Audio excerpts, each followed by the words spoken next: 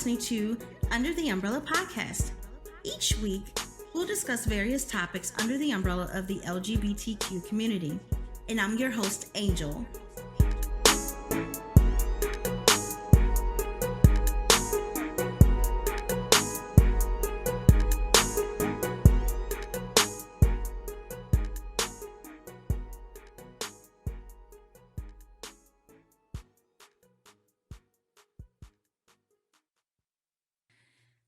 Hey everyone, welcome to an episode of Under the Umbrella podcast. I am your host, Angel, and today's episode is sponsored by Angel Wings Travel.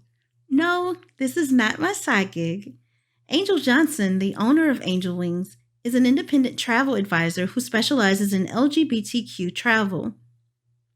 You may book your trip now by contacting Angel via her website, which is angel7johnson.intellitravel.com. She may also be reached via email, which is angel@angelwingsmgmt.info.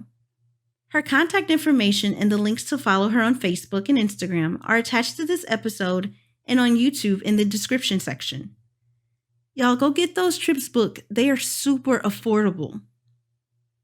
Now on today's episode, I wanted to cover the topic healthy relationships. So if you follow me on either Instagram or Facebook, I recently did a 30-day going live challenge. There was another podcaster that I had met, so to speak, online who had encouraged me to do so. And it just was weird because, I always do my recordings on YouTube or for YouTube and the audio for the podcast. Even though this particular episode, everybody's just hearing my voice. But it was just very interesting. I did it for 30 days straight. I didn't miss one day. I wanted to hold myself accountable and go live every single day. And there were, when I first was going live, I'm like, you kind of like, fuck this shit. But then as I got more comfortable, I was coming up with topics to discuss to those who tuned in on the podcast. So with that being said, healthy relationships is one of the things that I spoke about. And it's really interesting to me. So many people are not in healthy relationships and they choose to stay in them for whatever reason. And I personally find that very mind-boggling and very sad just because some people are in relationships because they know financially right now they can't take care of themselves, or they stay there for the children, or, maybe they mentally don't know they deserve better. And, whatever the case may be, everybody has to go through their growing pains to know their worth and know and understand what a healthy relationship is and is not. Because some people may not have been in an environment where they were able to witness what a healthy relationship is. And I am a firm believer that you set the tone for your life, of course, right? So with that being said, you set the tone for what a healthy relationship looks like to you. And no, abuse of any kind is not healthy. It's just not. I don't care how brainwashed a person may be, that it's just not healthy. And on top of that, let me say, with us this day and age with COVID going on, especially earlier in the year, more people were in the house and with their partners, and regardless of the sexuality, regardless if it was same-sex, polyamory, whatever. Everybody was in the house with their spouse, with their children, and people were getting cabin fever, and a lot of people are separated now because of that, because they have spent so much time with their spouse, they now realize they don't care for their spouse as much as they thought they did. And, I hate it took for a pandemic to happen for them to realize that. But kudos to them, because at the end of the day, nobody deserves to be in an unhealthy relationship. You just don't.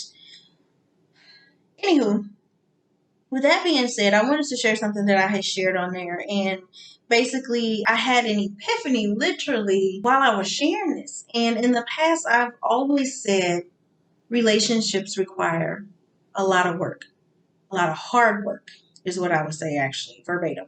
Relationships require a lot of hard work, no matter what relationship it is, whether it's a friendship, a coworker, your bestie, your spouse, your next door neighbor, depending on how close you are with your neighbor, just any type of relationship. Those are all different types of relationships. They all require hard work, is what I would say. And it dawned on me right before I was about to say that. I'm like, I don't like to work hard. And when I say that, I mean I like to work smart, not hard. So, with that being said, I chose to say that relationships require a lot of effort. And it may be the same thing as far as hard work, however you want to phrase it. But it just, the tone of it just sounds different. So, I prefer to say that now that relationships require a lot of effort because they do. It requires effort on both parties involved or all parties involved, depending on how many people are in this relationship, this friendship, your coworkers or whatnot. But anywho, I wanted to start off by saying that, a lot of people think they want to be in relationships. People ooh and ah over so many people's relationships, celebrity relationships. Everybody wants prayer that Sierra prayed to get Russell. And I've even had people say they wanted the prayer that Tiffany and I had for our relationship, which I think is all cute and it's so sweet. I really do. I really, really do. But with all of that being said, you have to set the tone for your own relationship because you don't know what other people are dealing with for them to be in the relationship that they're in, for the persona that they may portray for the world. And I'm not saying I'm putting on a front for anyone because I'm not. What you see is what you get when it comes to us. But it's so easy for us to look upon the social media trailer and all you see is all this positive things, these cute pictures, these loving pictures. Oh, I love you, I love you, I love you. Oh, you're the best, and this, and this. And that person could be getting their ass whooped every day. And they put on makeup to hide the scars. You would never know. That's not the case for me. And I'm pretty sure that's not the case for Sierra. I'm just making an example in the sense that if I could, again, wave a wand, that's something I wish people would learn not to do is focus so much on other people's relationships because you don't know what people have going on behind closed doors. People can take cute pictures all day long. And after they're done hitting, getting the right pose and posting the perfect words, you know, they could be sleeping in separate beds. They could be on the verge of a divorce, but they're keeping up this persona for the world to believe that they're in this perfect relationship. But anywho, so for me, I wanted to talk about healthy relationships, and again, start off by saying that healthy relationships, in my opinion, start off with they require effort from both parties or all parties involved. They just do. People are quick to say if you have more than two people in a relationship, it ain't gonna work. It's too messy, or it's whatever. You fill in the blank. I've heard it all, but that's not your place to judge. What may not work for you could possibly work very successfully for someone else. So that's just my personal opinion. I've observed it myself and I just truly stand firm on that. Outside of that, I wanted to add to that the effort from all parties involved. You also have to build a foundation of trust. If you don't have trust in your relationship, you don't have shit. And that's just factual. I don't care what type of relationship you have. I don't care how happy it may seem. Of course, most people who are not in happy relationships, most times they don't trust their spouse for whatever reason. You fill in the blank. Could be them spending money. They have a gambling problem, cheating. You name it. The trust is not there. And trust can always be rebuilt. It's all about, again, the effort that both parties or all parties put in to regain that trust. But anywho, trust is a very huge foundation for a healthy relationship. Communication. Communication with your spouse, not your bestie, not your neighbor, not your coworker. Even though I know we spend a lot of time with our coworkers, I understand that. But no, if you have an issue in your relationship, it needs to be discussed with your spouse. And I remember this made me think about when Tiffany and I went through premarital counseling, and the lady just kind of was, and she kind of just was in shock, like, you kind of seem like you're really set to go. And I was like, well, thank you. But this was something that came up, just asking if we had friends and all this kind of stuff in the event like something happened and we needed somebody to talk to vent to about our relationship. And I was like, well, for me personally, I said, we do have friends. I said, but I am a firm believer if you have issues in your relationship, it should be discussed between the people in that relationship. When you start bringing other people in, is when all the chaos starts to happen. And when I say bring other people in, I mean you telling people, especially us women, we have that bad. We, at first when things are all gravy and going great, you tell all that stuff. But the minute this person starts doing something you don't like or piss you off, you start telling all the bad stuff. Girl, let me tell you what he did. Let me tell you what he did now. And whoever the fool is that's listening to you, and yes, I mean that you are a damn fool for listening because you should redirect your friend. I don't want to hear this. I'm sorry that you're going through this. And I'm not talking about anything extreme of abuse, especially physical abuse, sexual abuse. I'm not talking about that. I'm just talking about, just everyday problems. The person could be pissed off because they work all day and her husband was laid off or the boyfriend was laid off and they came home and they didn't have dinner ready or they didn't load the dishwasher and they had to go home after working 8 hours, 12 hours. They had to go home and cook or go home and load the dishwasher, that type of stuff. Like, sit down and talk to your mate. That's who your issue is with.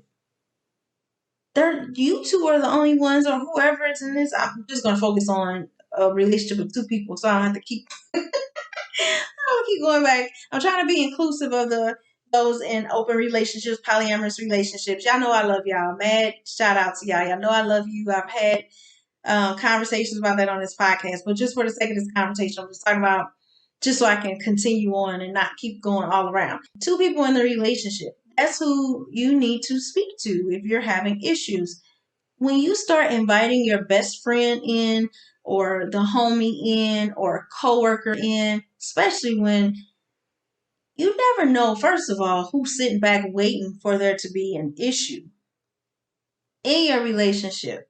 And the minute you start yapping your mouth, that person like, oh yeah, I knew this wasn't gonna work. This is my time to creep on in.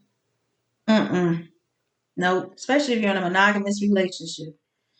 So I truly believe communicating with your spouse is a huge thing. Like me and this this therapist were going back and forth about that. She was like, "Well, if you have issues, you sometimes you may want to vent to somebody who's not your spouse and blah blah blah." I said, "I understand exactly what you're saying.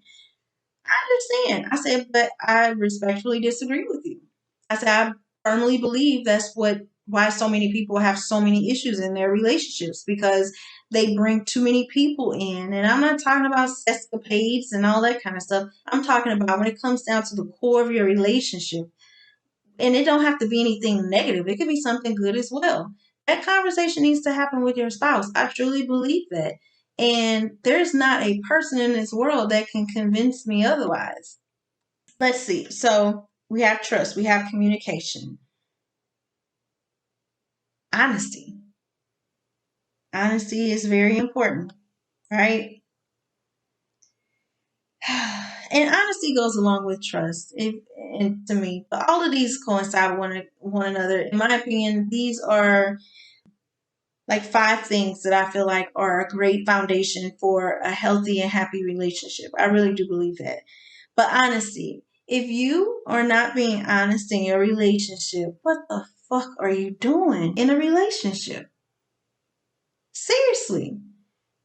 I've seen so many stories on the ID network, the local news media, just so many different places of people who these people are in these relationships and they end up harming their spouse because of all of this distrust, all of this dishonesty, and all of this cheating and all this kind of stuff. And it's like, if you're that person who feel like you don't want to be in a monogamous relationship, and I've been told many a times that I was too honest and this isn't true, but it is. If that is you, you shouldn't be in a relationship.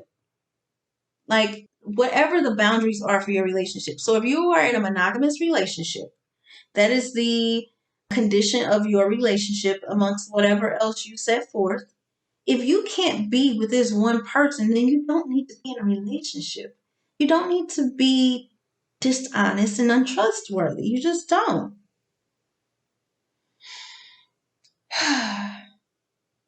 Respect. And it's hard for me to put these in order. So don't think, I mean, I do believe trust and respect are both like teeter and number one. But don't take this in any order. I'm just going off of them from where I can remember them. But respect. That's another huge one. It's a biggie to me for the foundation, laying the foundation of a healthy, happy relationship. Like, you have to respect one another. If you don't respect one another, again, it ain't gonna work. Calling each other out your name, putting your hands on the other one, that is not being respectful. It just won't work. I think that's one of the ones that's kind of self-explanatory. Number 5, and I'll stop here because I just wanted to keep this as simple as possible. Number 5, I said love language. A lot of people do not know their love language, and I always find that very interesting. Love languages to me is really a cute little thing. And the most important thing, first and foremost, is for you to know your own love language. You have to know your own love language first. It's just like the whole sex thing. If you don't know your body and how to pleasure yourself and make yourself aroused, how do you expect your spouse or whomever you choose to lie down with, how do you expect for them to pleasure you? So the whole love language thing, I feel the same way. If you don't know how to love yourself and what your love language is, how can you convey that information to your spouse? Keep playing guessing games with everybody you get into a relationship with? That can be very interesting. Listen, love language, if you just Google or Bing it, those, what are those? Search engines. If you just use one of those search engines or whatever, I don't know if there's more. I know those are the two biggies. If you use one of those and just type in love language, a ton of stuff is going to pop up. I mean, there's books on it. There's free tests you can take online. It's real easy to find out what your love language is. It's a series of questions. It's like a test, and it asks you all these different questions. Like if you do something for somebody, do you like? Do you want a meal? Do you like a gift? Or do you like, thank you, that was awesome? And ask those different series of questions so that it can figure out what your love language is. And it'll tell you what in order is your love language. It'll put the numbers next to it so you can see what's the highest and what's the lowest, what's most important to you, basically. And I personally think that's a very important thing to have a healthy and happy relationship because, again, if you don't know what makes you happy, again, that goes along that line too. If you don't know what makes you happy, how do you expect somebody else to?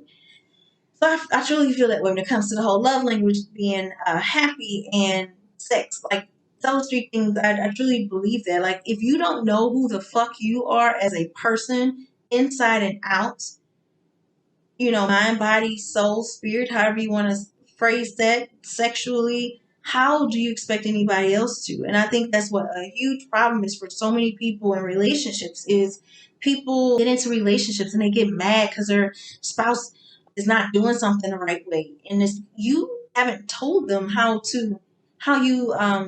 you did something for them and they just said thanks. But your love language is you like to be showered with Chanel. Chanel earrings, the brand Chanel. You like to be showered with Tiffany Blue. Again, the brand Tiffany. You like to be showered with gifts, is where I'm going. You like to be showered with gifts, but this person is using words of affirmation to express to you their appreciation, which is probably their love language. And you're getting pissed off about it. You got to figure that shit out so you don't have these unnecessary arguments. Of course, you convey to them how you want to be loved so that they can show you love the way you need to be loved, and vice versa. If they like being showered with gifts to show their means of love, then by all means, shower them with gifts. Some people just like affection. They just like hugs and kisses. Hug and kiss them. I'm not saying take advantage of people every time you make somebody upset or make your spouse upset. You do something, they're a gift person, so you go buy them gifts all the time to make up for your fuck ups. I'm not saying that because that'll wear out too. Because then it's like you playing them for a fool. I'm just saying, in a general, healthy, happy relationship, you should know what your love language is. It's very important. If you're watching on YouTube, please like and subscribe the video. Because especially this one, you can't see my beautiful face. You can just hear my melodious voice. So please like and subscribe. Share, tell your people about me. How awesome I am. But as you all go about your day, know that you are loved, you are supported, you are enough, and you are for damn sure worthy of a healthy and happy relationship, right? Thanks for tuning in, you all. Take care. Thanks for joining us on Under the Umbrella podcast. Check us out on Instagram at UT Umbrella, on Facebook at 1UT Umbrella. Subscribe to our YouTube channel at Under the Umbrella, and visit our website at utumbrella.com. As always, subscribe to the show to catch every new episode, and leave a review so we can continue to bring you fresh content.